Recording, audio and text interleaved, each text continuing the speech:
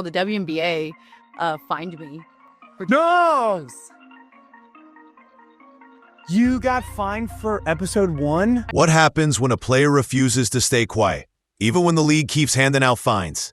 Today's story centers on Sophie Cunningham, a voice that will not turn down the volume just because it costs her. The latest hit is a $1,500 fine tied to what she said about officiating. But the real headline is bigger. It's about who gets to speak, who gets to push back, and how a league tries to protect its image when the conversation gets messy. Before we dive in, do me a quick favor. If you like straight talk and in-depth breakdowns, tap subscribe right now and hit the bell. It helps the channel a lot, and make sure you do not miss the next chapter as this keeps unfolding. We will walk you through what sparked the fine, why it matters, how it fits a growing pattern, and what it could mean for the WNBA going forward. Stay with me, because each step reveals something the last one did not. And the twist is this: the more the league pushes back, the louder this story gets. Let's start right where it exploded. It starts with a message from above. The general manager pulls Sophie aside, not behind closed doors, not after hours, but in a way that makes the conversation impossible to ignore. You can feel the sting in Sophie's retelling. She's half joking. Get it? Because if I was a ref, I know I would mess up all the time. Yeah. Like, I'm not saying that your job is easy, but when it is a simple call right in front of your face. Half bracing, asking, "What did I do now?" Then comes the line that flips the room. She's getting fined again. Another hit. Another reason to stay quiet. Except she does not. Her reaction is not defeat. It's fuel. This is just the beginning. That is not spin. That is intent. She knows the rules. She knows the price. She's still willing to pay it. If you think this ends with a warning and a nod, it does not. This is only the opening bell. The fine is the starter pistol, not the finish line. But what exactly triggered it this time? Keep listening, because the spark is as straightforward as it gets. No vague subtext here. Sophie used her own podcast to call out officiating. She did not dance around it.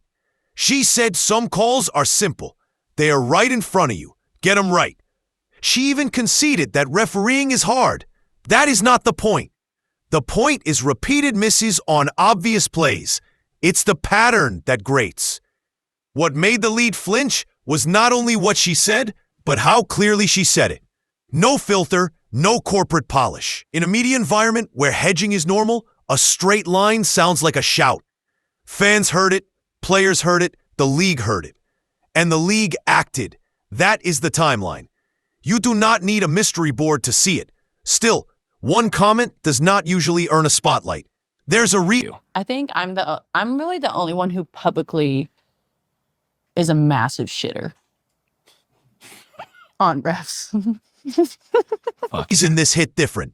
To see it, you have to look back at the first flashpoint. Before this 1500, there was the earlier 500.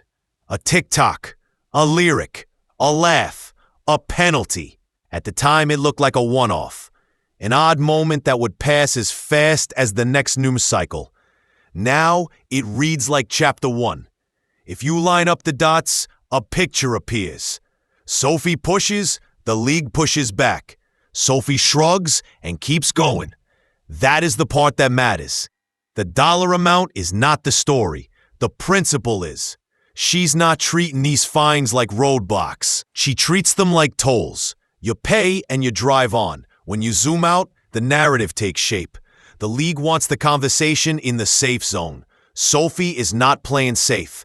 The distance between those positions is where the sparks live. And those sparks are about to hit something more flammable. The perception of consistency. Nothing infuriates players faster than inconsistency. Not just missed calls, but missed calls that feel uneven across the floor or across games. Sophie strips it to the bones. If a call is simple and it happens court. There's nothing like it. It's crazy like that. And I've been like, it's comical. I don't want to speak for the Indiana Fever, but you're rocking. What? I'm like, this is just the beginning. It's like, you're kidding. That's the kind of grit that makes it clear she's in it for the long haul. in plain view, make the call. If it keeps getting missed, frustration turns into distrust. Fans pick up that energy. Teammates feel it. Coaches tiptoe around it in presses. Players talk about it behind doors and occasionally in front of microphones. Sophie chose the second path. This is where the fine slides from an isolated penalty into a chapter of a larger conversation. Because inconsistency is not a single incident. It is a climate. Change the climate and you change the season. So why does one voice draw this much heat? The answer is not only what she says. It is how she frames herself while saying it. Plenty of players speak carefully. Plenty of players choose coded language and keep the sharper edges in private. Sophie plants a flag in the other field. She says she's willing to say what people are thinking. She even jokes about being the one who rinds refs, then leans into that identity instead of denying it. That is risky. It also makes her message hard to dilute. You don't wonder what she meant. You don't need a translator. She hands it to you with the edges intact.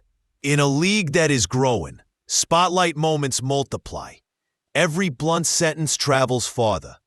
That's part of why this feels larger than a single fine. The platform magnifies the person magnifies the point. And then she adds a detail that hits like a match near a dry field. Emotion. Sophie pushes on a sensitive nerve. She says some officials get too emotionally wrapped in the exchange. Not about gender, not about labels, but about the temperature of the interactions.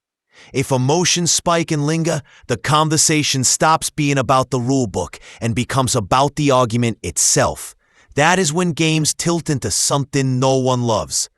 Whether you agree with that take or not, it is a live wire. It speaks to the human side of officiating and the human side of competing. Fire is part of sports. Control is part of officiating. When either one boils over, the balance snaps. Say that out loud and two things happen. Players nod. The league bristles. That friction is not new, but it is louder when it becomes a public thesis statement.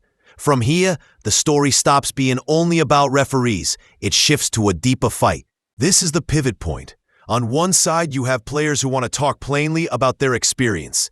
On the other, a league that feels responsible for tone, brand, and message. Fines become the tool that says, keep it within these lines. Public criticism of officials is one of those bright lines across sports. Cross it, and here comes the notice. Sophie's response flips the script. If a penalty is supposed to chill speech, and it fails to do that, you create a paradox. Each fine becomes another piece of proof that she will not bend. The story grows legs and walks by itself. That is why people say the discipline backfires. Instead of shutting the door, it lights up a spotlight. Once a spotlight is running, the crowd grows. And once the crowd grows, the conversation changes. So why is she the face of this? Because she chose to be. And because audiences reward clarity and courage, even when it ruffles every feather in the room. Here's the part that does not show up on the stat sheet. Players talk, practices end, flights drag on, group chats buzz, frustrations vent. Most of it never sees daylight. Sophie insists that many feel what she is saying, even if they will not say it on air. That creates a quiet chorus behind the loud solo. The music gets attention because one person is on the mic, but the notes travel because others recognize the tune. The league cannot find a whisper. It can find a declaration. That is the structure of power. The question is whether that structure produces trust or pressure. Right now, it looks like pressure. When pressure sticks around, it either forces a change or it forces a choice. That choice is coming into focus. The WNBA is in a growth phase. New eyeballs mean new expectations. Younger fans especially reward authenticity. They do not mind sharp takes if the point is real. They do mind corporate fog. That does not mean the league should invite chaos. It does mean that clamping down on every hard truth can feel out of step with the moment. Trust is currency. Players trust officials when the standard is clear and even. Fans trust the league when it allows real conversations to breathe. The tricky part is that trust takes time to build and it's second to burn. If this tension keeps escalating, the league risks looking reactive. If it channels the energy into changes that improve clarity and communication, it can turn a headache into a win. Which road does it take? The next few steps will tell you. Sophie is not pretending this is free. She knows there will be more hits. She treats them like badges. Not because she enjoys paying, but because she wants the message to land. That is a bet. The bet is that speaking directly forces a conversation that would not happen otherwise. It might work. It might blow back. Either way, it makes the stakes visible. People pay attention when the cost is real. They notice when a player refuses to apologize for something she still believes.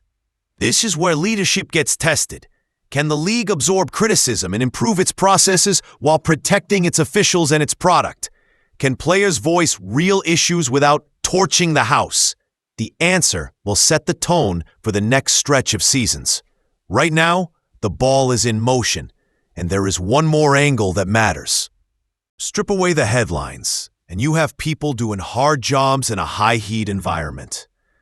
Officials make fast decisions with 10 bodies in motion and a whistle that half the arena believes is late no matter when it blows.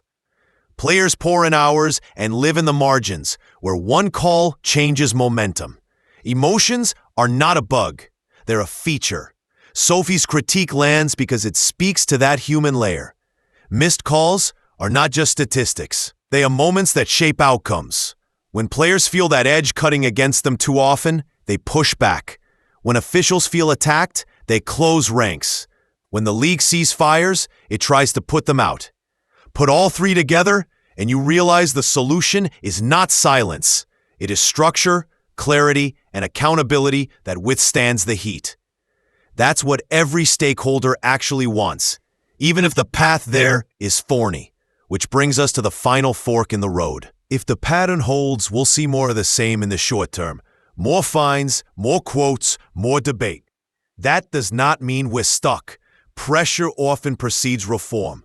If enough players, coaches, and fans point at the same pain point, systems adapt. Communication improves. Training tightens. Transparency grows.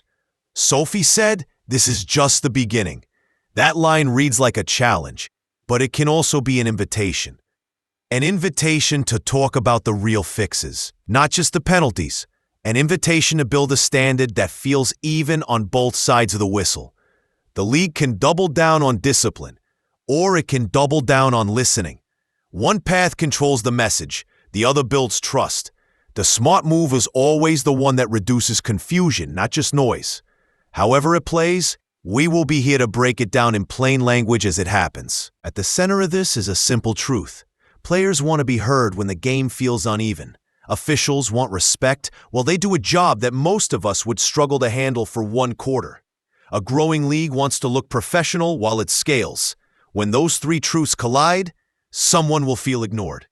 Sophie Cunningham decided that someone would not be her. She paid the cost, she kept talking, and she turned a fine into a flashlight. Where does the WNBA go from here? That choice is live. Does it keep writing tickets and hope the traffic slows? Or does it adjust the lights so the road is clearer for everyone? The answer will shape more than headlines. It'll shape trust. If you value direct stories like this, hit subscribe and turn on notifications. Drop a comment with where you stand. Should players say it out loud, or should the league keep the lid tight? I'm reading every take. And if this evolves, you'll see the next chapter here first. Thanks for watching. Stay sharp, stay curious, and I will see you in the next one.